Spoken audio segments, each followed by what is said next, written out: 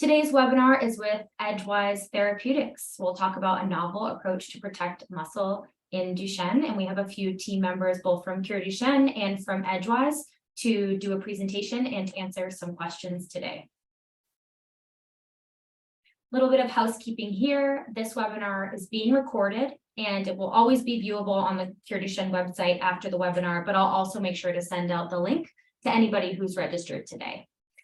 There's a Q&A tool at the bottom of your screen, so please do submit questions throughout the webinar as they pop into your head so you don't lose them. And then in the last 15 minutes or so, we'll work through that Q&A and answer questions live for you.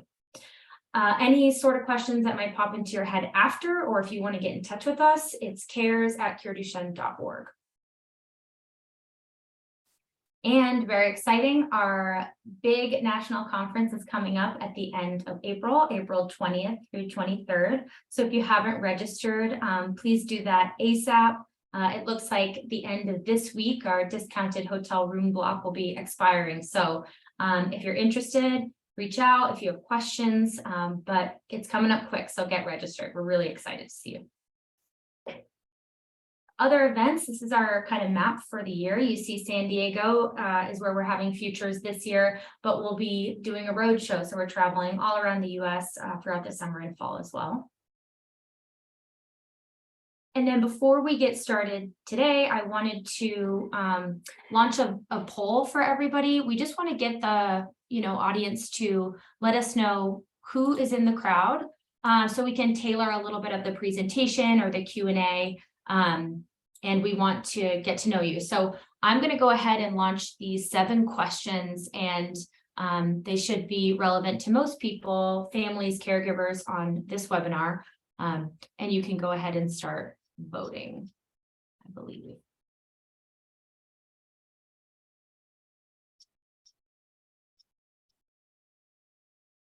And go ahead, if you can type in the chat to us if you're having trouble seeing anything, or if I need to change up some settings.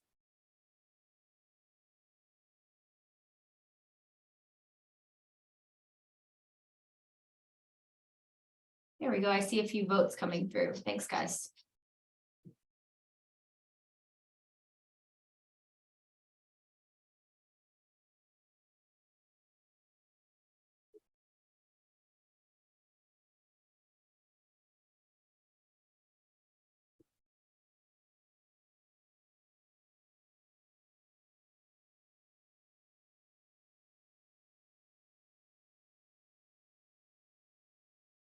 The last few questions are difficult. We know we're asking about kind of what do you prioritize when you're, looking at clinical trials and what's important to you. And we know that they're all important to you, but we're asking you to kind of rank them for the, for this conversation today. But please know we know that all these items are really important to families.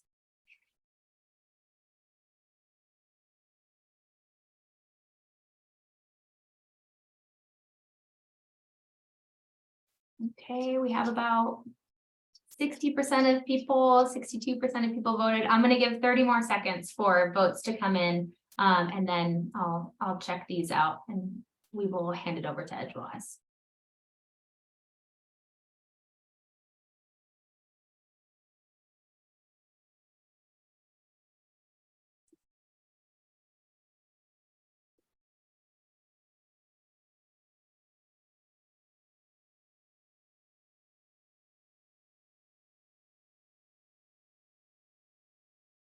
As these last few votes come in, I'm just going to read the general response so we can all know kind of where this conversation is going today. So we have, almost all caregivers or parents of a person living with Duchenne or Becker muscular dystrophy. Primarily Duchenne is on this webinar today.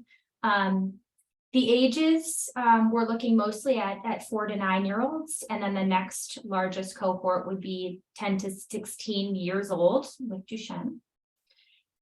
Most of the children are able to walk without assistance, but it's sort of a mixed bag between ambulatory and not ambulatory today.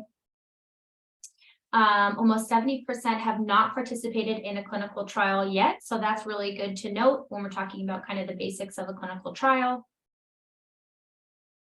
And then the questions about priority, I know they're always a little bit tight, but maybe it's important to notice that only 5% of people are talking more about trial commitment, and the majority of people are talking about safety, potential efficacy, and improvement of quality of life when they're ranking kind of their top priorities of thinking about participating in a clinical trial. And lastly, we asked families to share which of the following would be the single most important thing regarding therapies being developed for Duchenne. And the majority of people are saying to stop or slow the disease progression of Duchenne. So thanks everybody for voting today. I'm going to go ahead and end our poll. I know I can share the results briefly, but I just went through them with you, so I won't do that today. And I am going to welcome Alan Russell and Joanne Donovan. I'm actually going to go ahead and drop my slides, and Alan is going to go ahead and turn on his camera and share his. Good morning. There you are. I'm just going to share the slides from here. Thanks, Alan. Hopefully you guys can see that okay. Yeah, looks good to me. Go ahead and type in the chat, anyone, if you're not able to see it, if you're having trouble viewing it. But I think we might be good, Alan. All right, well, thanks everyone. I'm going to let you and your team take it away, but I'll be in the background if anything is needed. Appreciate it. Thank you so much. And it's always a joy talking at these CureDuchenne events. Apologies, it's just started to rain very, very heavily here, so hopefully it doesn't interfere with the sound too much. I am the Chief Scientific Officer and co-founder of Edgewise Therapeutics. We're based in Boulder, Colorado. Been around for now 6 years, and I'll be joined later by Joanne Donovan, who's our Chief Medical Officer. And we have a lovely team working as hard as we can to develop these medicines for Becker and Duchenne muscular dystrophy. We're a public company, so I'm obliged to put one of these disclaimers up with forward-looking statements, which is a lot of words, and really just to remind you that we'll be talking about this medicine, EDG-5506, and just to remind you, it's an investigational agent, so it's not approved in any region at this point. We're doing trials to confirm whether it is active or not, but we have to make that disclaimer. So as I mentioned, the company was founded in 2017, and the original plan, which is the same as it is today, is to make a medicine for Duchenne and Becker muscular dystrophy that's kind of a real-world solution to a problem. The goal is to make a medicine that's easy to take, has low side effects, and is applicable to everyone in the community. Whether you have a Duchenne mutation, a Becker mutation, whether you're on other medicines. It's a very different type of approach. It doesn't change the expression or the type of dystrophin that muscle is expressing. Instead, it alters how the muscle contracts, and in doing so, protects that muscle from breakdown. And I'll tell you a bit more about how that happens, and then Joanne will tell you about some of the clinical data that we have so far. Here's the clinical trials that we have ongoing, and we will be returning to this, I'm sure, as we get to the Q&A and later on in the session with Joanne.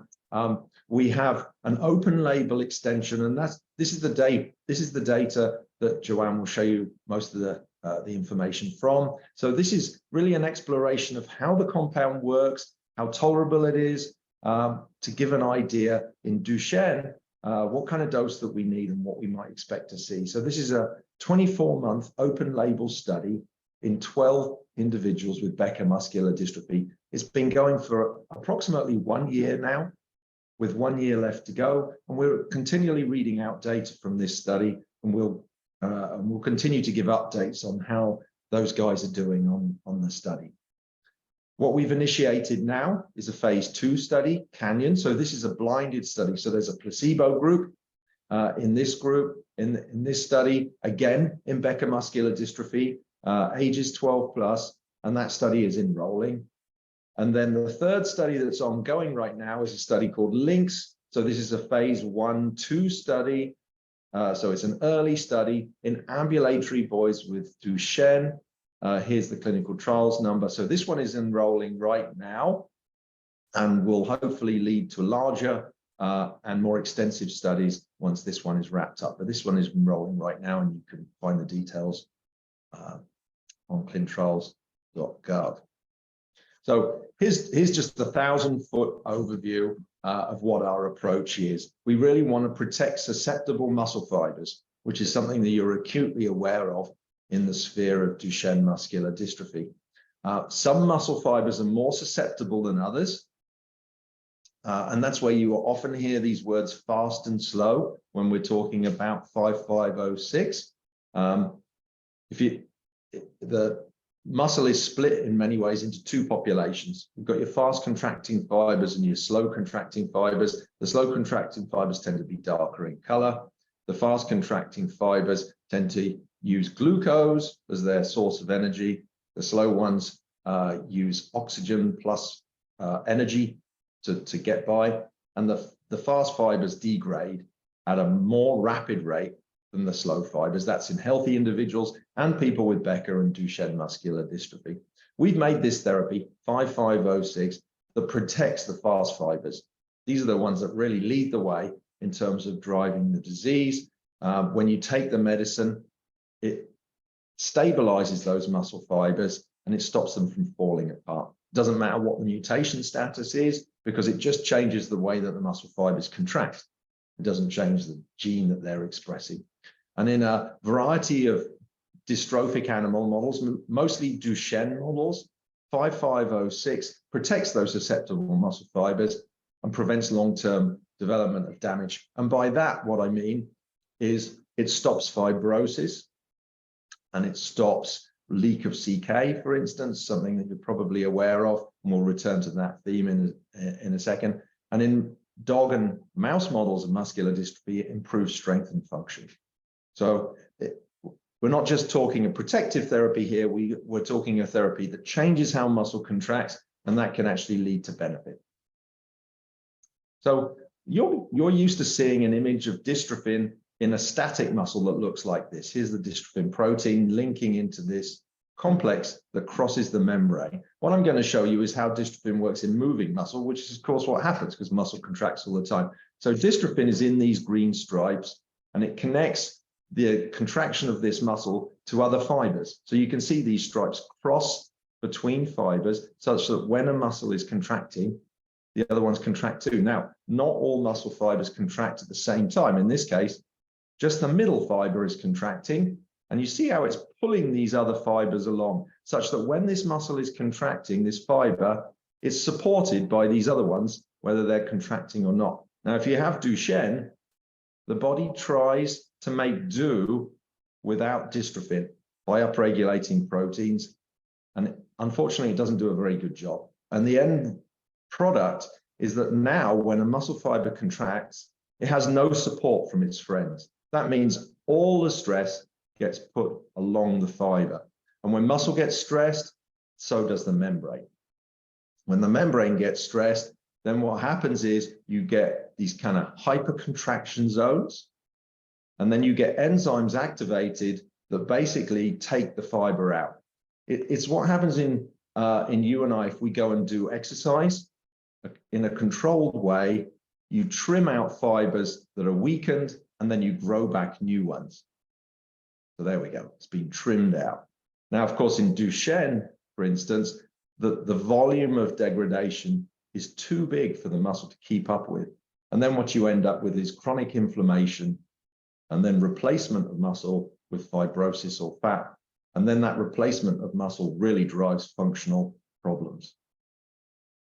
This is just the same thing, but in images. So you can see this support coming here. You know, dystrophin is often called a shock absorber, something that kind of causes me to twitch slightly, because what it's really doing is providing support between fibers when they contract, such that when you don't have that complex, the muscle is stressed along the fiber more than across the fiber, if that makes sense. So what I'm going to do, let me go back and make sure this runs. What I'm going to do is show you everything all at once. So this muscle fiber here, this is a mouse muscle from the MDX mouse. So this is the Duchenne mouse, if you like. This muscle has not been treated, and this muscle has been treated for 1 hour with a small concentration of 5506. Now, just focus on the left-hand side. What you'll notice is as this muscle is contracting, it's getting stressed.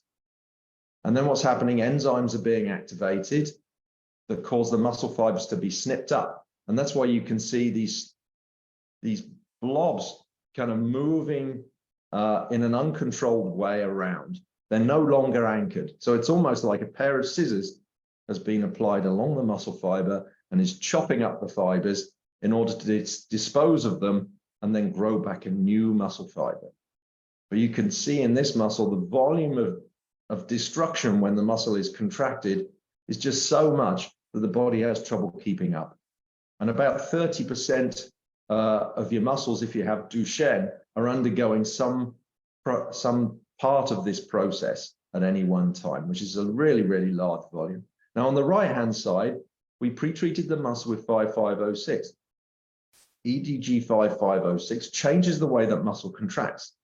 So now what it does is it provides a speed limiter to the muscle. The muscle can still contract, but now the degree of contraction is limited to such a point that the muscle cannot destroy itself anymore. So while it's still functional, it can't push itself to the point of stress such that these events don't occur. So essentially, this muscle is behaving a lot more like a normal muscle. And that's really our goal, to change the way that muscles contract such that you can be active and your muscles contract in a healthy but not a destructive way.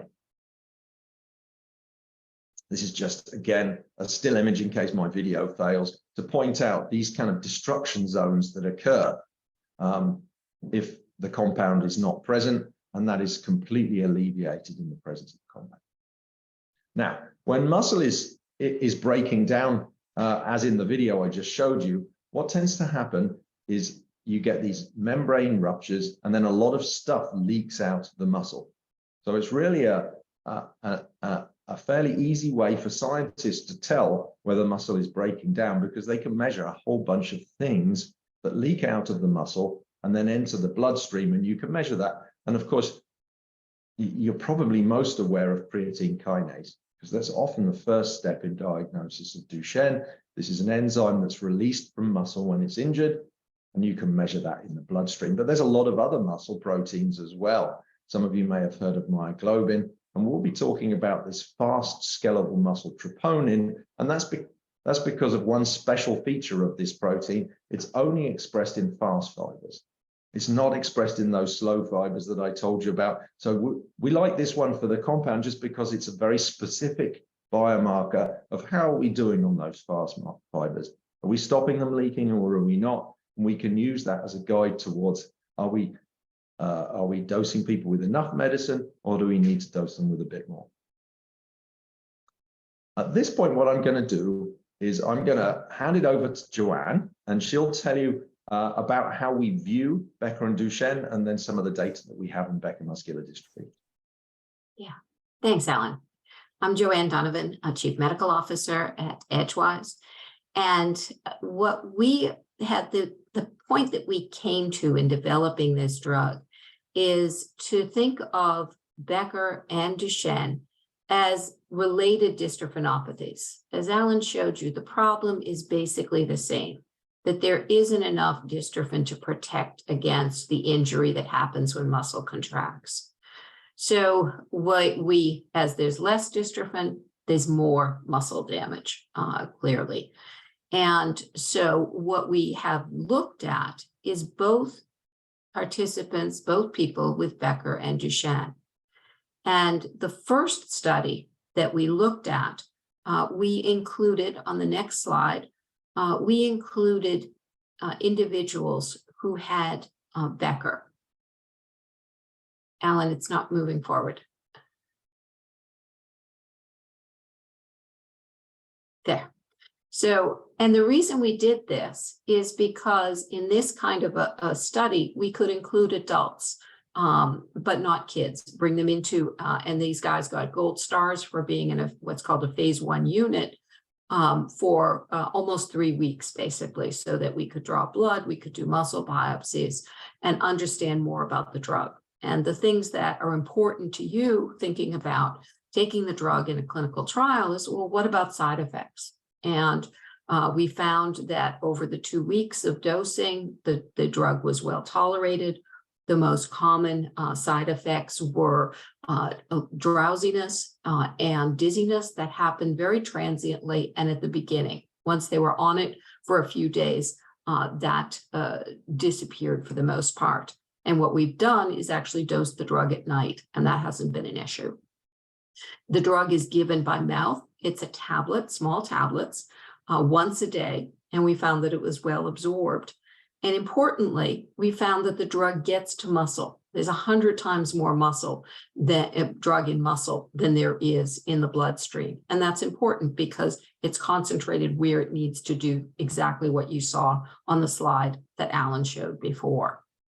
So what we did was look at these biomarkers that Alan showed you are elevated because of the damage in the muscle.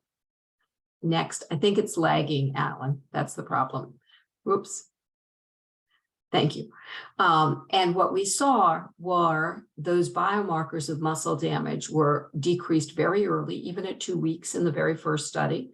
And as we followed those patients now for a year, we've seen that the creatine kinase, the CK, goes down by 40%, goes down early, and it stays down. The same thing for the fast skeletal muscle troponin. So we're looking at exactly the cells that we're targeting, and we're seeing that there's less damage, less leakage of these proteins, the fast skeletal muscle troponin. And while I won't show you, there's a host of other proteins that also are damaged in Becker, and we see go down.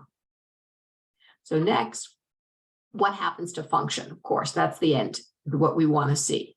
And the patients in this study were similar to boys that in the late ambulatory stage in terms of their time function tests and their North Star. And at that point, they are going down in terms of their functional measures. And the black line here shows the natural history in similar patients with Becker muscular dystrophy. And what we saw in these patients over the first 6 months is that we actually saw the North Star trend upwards, the North Star being the 17 measures that are often measured in the clinic. And we saw that trending in the positive direction, which was very encouraging. So as Alan said, we've gone on to a phase 2 trial in Becker, and this is the design of the phase 2 trial in boys with Duchenne. We're enrolling about 27 boys, ages 4 to 9, up to their 10th birthday, ambulatory, and on a stable dose of corticosteroids. They can also be on exon skipping therapy. And to that end, we're thinking of this as a drug that can be used not only by itself, but also on top of other therapies that are coming along, like exon skipping, like gene therapy. So in this trial, because we've seen the biomarkers change very quickly, we only have a 3-month placebo control period. So 3 months where they're either on active drug or on placebo, and they don't know, the site doesn't know which they are on. After that, there's an open label period of 9 months to follow up, to understand more about the safety and changes in function in the drug. And what that allows us to do is then with this small group of patients, understand what the dose should be in a larger study. Next, in terms of the assessments, there's more at the beginning. Once we get to 6 months, it spaces out to about every 3 months to come in. But there are 10 visits over the 12-month period. There's also things at home to reduce the number of visits. We look at functional measures. We look at safety measures. There's no muscle biopsies in this study. And a couple of the things that we look at home are on the next slide as well. Actually, 2 slides, I'll get there. So we have this study is in the United States. It's at a number of sites. I've got 7 sites on here, and we've got another 7 sites that will be coming up across the United States to reduce travel. The things on the next slide that we do at home include the Tasso, which is a device to take a small, it's like a finger stick, but it's on the upper arm, and to reduce the number of visits and to understand more about how the drug works, how it's absorbed. We're also using the side activity monitoring device, and that is almost looks like an Apple Watch. And it allows us to understand what the drug does in daily life. You know, are the boys running more? Are they running faster? All that kind of thing. So it's a more relevant measure than the functional measures that are done in clinic that the FDA wants to see. So we'll look eventually to expanded age ranges, because the drug then prevents damage, and we know that damage is ongoing throughout the disease spectrum. We think that this would also be helpful in non-ambulatory, and we will pursue that as well.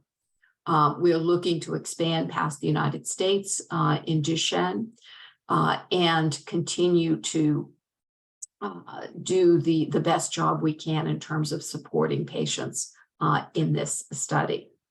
So for that, we are committed to reducing the trial burden on the next slide, and we have a full support for travel for the patients in order to support anything that can be helpful in terms of getting patients. We know that doing visits is a burden to patients and their families, and want to minimize that as much as possible.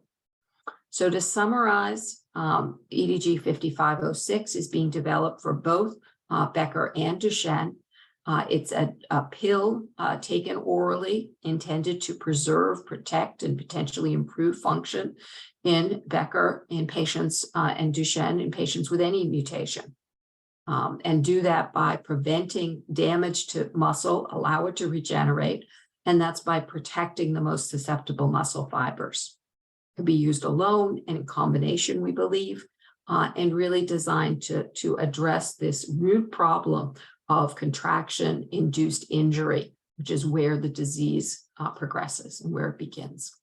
So thank you. You can contact us. The link will go out for this if you want to pause on certain slides, and we'd be happy to answer questions now as well as by email. Thank you.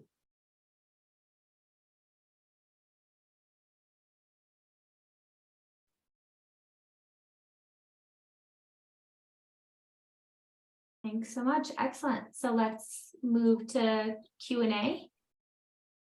Thank you, Alan and Joanne. And oh, great. We have quite a few questions. So you guys can kind of keep them coming in. And we'll just begin to work through these. I'll hand it off to Liana Orlando and Mike Kelly to work through these. We'll type answer live, and they should pop up on your screen, or some of them we might type the answer. Okay, I'll start with excuse me, I'll start with a cough. I thought I'd start with the logistics. I saw a couple of questions about, will this webinar be recorded and available later? And yes, it will be. There'll be a email that will go out later. So if you missed something, or you want to go back and pause on any of the slides, as our speaker said, or just want to share it with somebody else, please do. It should be available in the next day or two. So maybe we'll jump in. There's a couple of real sciencey questions, which I appreciate. Someone's curious how the drug was discovered, and how did you, was it something that existed? Did you engineer it? And How did you figure out that it might help muscles? That's my kind of bailiwick. So I've been working in skeletal muscle research for more than 20 years at this point, and most of the learnings through that process ended up informing me the kind of concept of 5506. I'd been working a lot in interventions such as myostatin and other ways of getting muscle bigger, and I'd become kind of illusioned by the fact that just because you make a muscle bigger doesn't make it healthier in the context of Duchenne. And that's where this notion came from. Well, if I can't make it more healthy, how can I stop that muscle from breaking apart? And so that really led to the idea of we're going to change how muscle contracts to stop it breaking apart rather than make it bigger. And once that idea was seeded, then what we did is we went ahead, got the funding to form Edgewise Therapeutics, and then started small molecule screens. So essentially discovery to find exactly that, a compound that would change how muscle contracts for use in the clinic. So it's a new compound, it's custom designed specifically for Duchenne, frankly, right? And so we started from scratch back in 2017, and now we're sitting here with the clinical trials. Thank you for that. I love how well-informed our community is to ask scientific questions like that, and I knew you would appreciate it as well, Alan. So when we're talking about it working for skeletal muscle and these specific fibers, what you're not saying, but there's a lot of questions about, well, will this work in cardiac muscle? Yeah. And that's really important in terms of if we're following that in the clinic as well.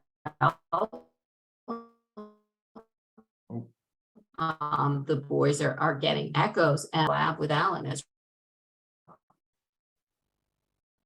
so. Alan?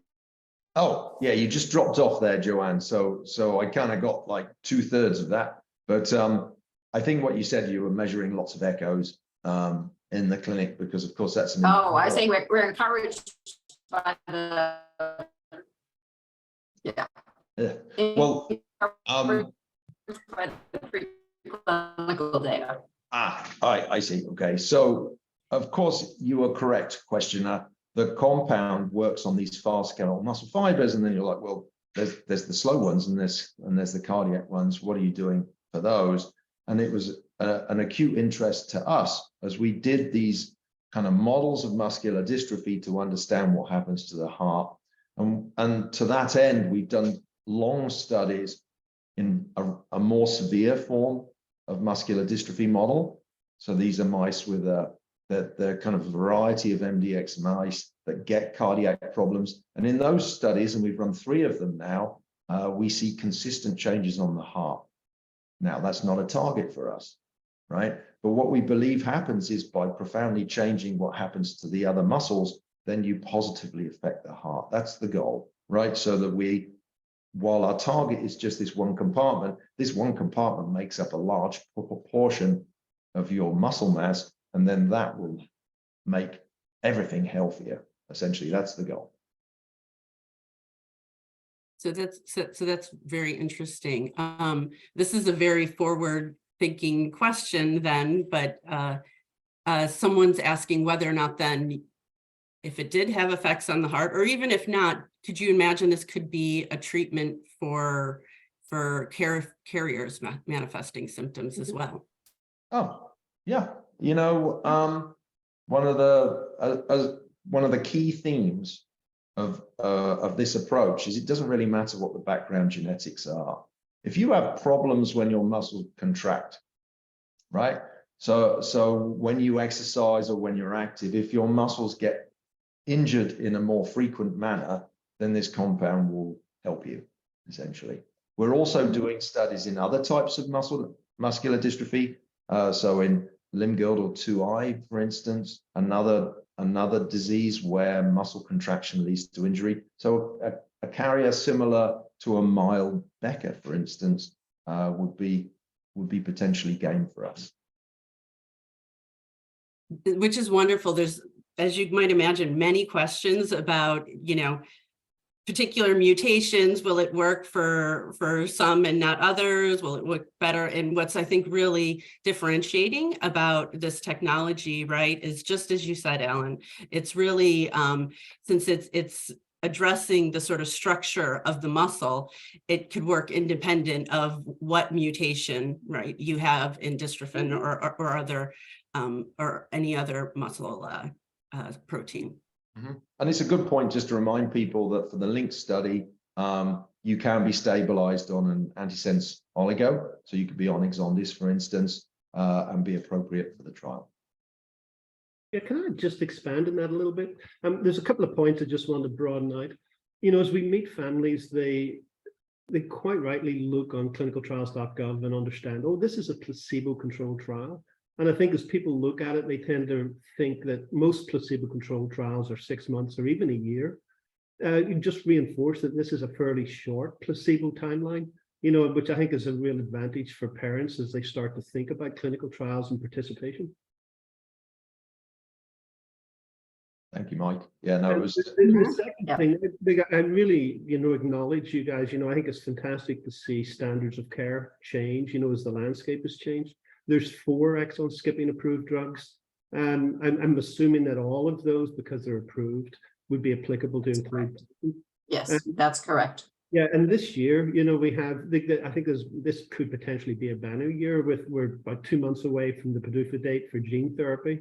And towards the end of the year, we have another PDUFA date for vamorolone. So are you open to expanding that, as these drugs now become available and the FDA has sanctioned them? Yeah, I think that we'll need to look at that. And in particular, that with gene therapy, we've heard from parents, we think that this should work in combination with gene therapy as well. And so we're looking at ways of exploring that as well. That's an important question to address. Yeah, I imagine that there's certainly going to be one of the top ones on your list. This clearly is a standalone drug, but I think a combination product, could envisage, really improving all of the therapies that are out there, considering that they're all designed to provide a Becker phenotype if they're successful. So it sort of leverages into your very first clinical trial. Yeah. Yeah, but the questions that constantly come up, Joanne, are ones about inclusion of older non-ambulant patients. They seem to be ignored in so many ways. And there's also an interesting one there for me, that those patients that are intermediate, they don't have full ambulation, but they haven't actually gone into a wheelchair. And so it's going to be important to look at those boys. And before I hand it over to you, there was another one that intrigued me, where even younger boys, before the disease has gotten extensive hold and we see, the ravages of that inflammation, boys as young as 1 or 2, is there plans to include both ends of the spectrum, going younger and healthier and older? Yeah. The short answer is yes. Those are that all of that is in our clinical development plan, because I think somebody asked, should this work better when there's more muscle to preserve? And the answer is yes. Many therapies are like that as well, that the earlier you could introduce it, and with newborn screening, hopefully on the horizon, that's something we all need to be very aware of. What we hear is also that there's this group in the middle, the intermediate, and they're not, they're somewhere in between Becker and Duchenne. And that is a group that, yes, we think this therapy could definitely be of help for. And as we move forward, how do we look at those patients in the trials that really haven't had a home in clinical trials up till now? And we're very aware of that. No, thanks for that. Well, one thing I'll advocate for, it's not part of the questions, but I've certainly seen it before. There's a handful of girls in this country, that really are manifesting Duchenne. And it's something we all need to think about, because they're excluded from clinical study. And that's maybe something, as you really understand this more fully and you get into next year, for example, we can have a conversation about that. Yeah. I think it's very exciting to have the marker of fast muscle troponin that we see going down 75%, because then we can look at potentially a smaller population, see if it has the same effect in the biomarker, but get an answer in a patient population that may not be large enough to do a controlled clinical trial. Mm. Yeah. And I think one of the promising aspects of the ongoing ARCH study, so the Becker open label, is that while most people think of Becker as being kind of a milder disease, a number of the people in that study are fairly low performing in terms of ambulation. So while they're officially ambulant, the lowest North Star that we have in that group is 4, which is a number that you don't generally see in Duchenne. So these people are really using assisted devices most of the time, and those folks we've seen some benefit in. So it really bodes, I think, well that we could take people with low muscle function and still see potentially some positive effects. Okay. Yeah. One interesting question there for me was one about stable on steroids and weekend dosing, or delayed. Mhm. Yeah. How does that fit with your thinking as far as stability on steroids, Joanne? Yeah, we ask that they be on a stable dose, so that would include weekend dosing as well. Thank you. If either prednisone or deflazacort is the question asked. Okay. Thanks a lot. Leanna? I was just, it was an earlier point when you were talking about the open label extension and this, the ARCH starting with Becker, because there's a question here I posted a couple of times, and maybe you could just talk through your rationale for why you started with Becker. Was it hypothetically something about Becker that was different, or was it considered less risky? And then, how then your thinking is expanding to how you're going to go to other groups of individuals. Yeah. So in the phase 1 study, we could include Becker patients there, where we couldn't include Duchenne study patients there. We had them come into a clinic and live there for 2 weeks. It was we asked a lot more of them than we would with boys, basically, and they got muscle biopsies as well. So that was, and we knew that we could still see biomarker changes in Becker patients. So we learned a great deal, and that's synergistic because that accelerates our move into Duchenne. So when we started in the clinic in Duchenne, we already knew a great deal about how the drug was absorbed, how often to give it, and what the likely doses would need to be. So the 2 programs are very complementary, which is not surprising. It's all kind of the same disease. Thank you. And maybe you could talk a little bit about timing in terms of, so both the Becker and the Duchenne trial is enrolling currently, is that correct? Yes, the phase 2s are enrolling currently. We are looking to expand globally in the Becker study and to a potentially registrational cohort. For Duchenne, this is the trial a small trial, as I said, to choose the dose to understand better for the phase 3 study, which we hope to start next year. Terrific.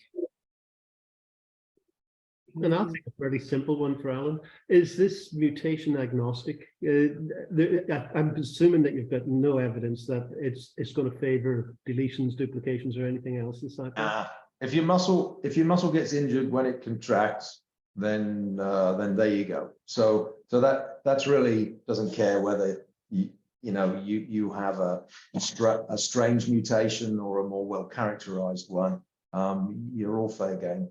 Protective effects from the compound.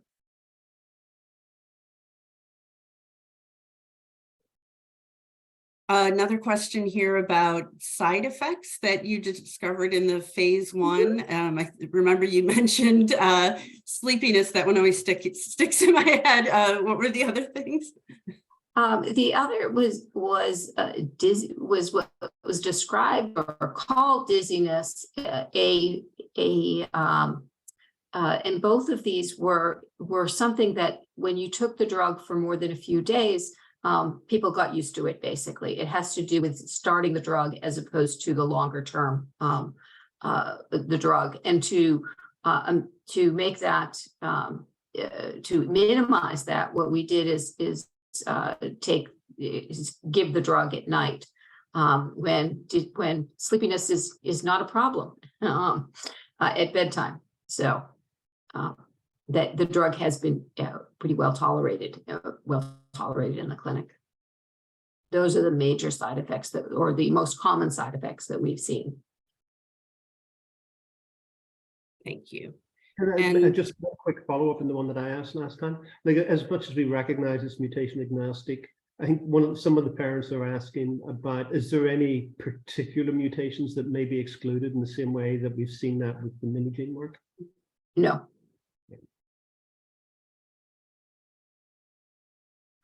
And then one question here about any functional data so far. So the best functional data that we have is the Becker patients at 6 months, where we see them trending towards improvement. Because of course, if you can stop the damage, that allows the muscle to regenerate better. And of course, when you exercise too much and your muscles are sore the next day, you can't do as much. So if the damage is ongoing and you stop that damage, then potentially there is the opportunity for the muscle to actually function better. And we've seen trends towards that in the Becker population.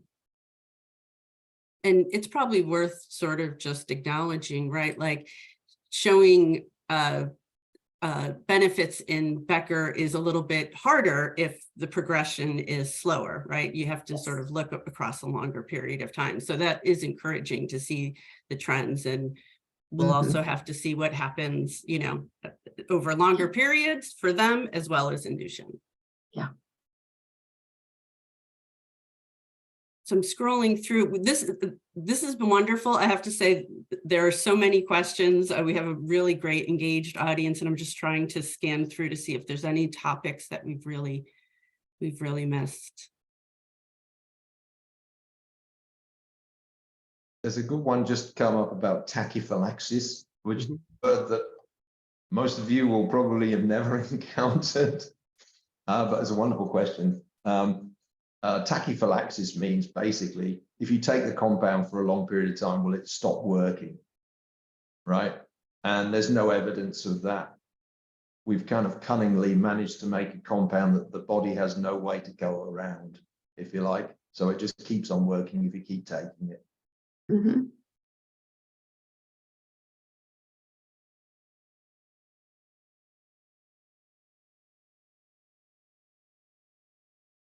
I don't know if you covered this when we were talking about steroids. You mentioned you wanted individuals who are on stable dose of steroids, and you talked about weekend dosing. What about individuals who are steroid naive? Did that get addressed? So in the Becker study, patients are not on steroids. So we do get a chance to see what the drug does in the absence of steroids. In the Duchenne study, patients are on steroids because it's the standard of care. So this is a stepwise approach. Let's understand what the drug does without steroids. We would all love to see steroids go away. That is universal. So understanding what the drug can do without steroids is a first step there as well. No, you just as you were answering that, I was looking, there's a question here, which sort of points to the negative effects of steroids sort of on the bones of individuals and stuff. And, a question about whether your drug could counteract that a little bit by improving muscle mass. So it just sort of speaks to people, the concerns around use of steroids. And it was one of the reasons that we actually just did a combination study in the MDX mouse with deflazacort and 5506, with deflazacort being just an example steroid that a lot of people are on nowadays, but it could just as easily be replaced by prednisolone. It went pretty well. We just presented the data from that study at the MDA meeting that just rolled through, and we saw continued muscle protection, and then actually increases in function in the form of grip strength in these mice. So the two compounds appear to be working quite well together. Certainly in a mouse. Let's hope it's the same in people. to stay tuned. And when you have more of that data to share, you can come back and fill us in, as well as when you have more, as your trials start expanding and you start adding additional groups, there's lots of individuals here who have written in who are eager to see, their family members be able to participate. And so I think this has really captured the interest of a lot of individuals who are appreciating the potential impact of your approach. Yeah.